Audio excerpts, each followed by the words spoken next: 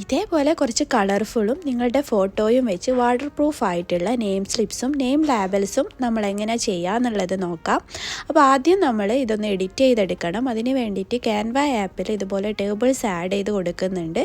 ഇനി ഞാനിത് ഒരേ സൈസിലാക്കി കൊടുത്തതിന് ശേഷം നമ്മൾ ഇതിലേക്ക് ഇതുപോലെ കുറച്ച് ഷേപ്സ് ആഡ് ചെയ്ത് കൊടുക്കുകയാണ്. എന്നിട്ട് ഇതൊന്ന് കളർഫുൾ ആക്കിയതിന് ശേഷം അതിലേക്ക് കുറച്ച് സ്റ്റിക്കേഴ്സും പിന്നെ നമ്മുടെ ഫോട്ടോസും ഒക്കെ ആഡ് ചെയ്തിട്ട് ഇതുപോലെ സെറ്റ് ചെയ്ത് കൊടുക്കുക.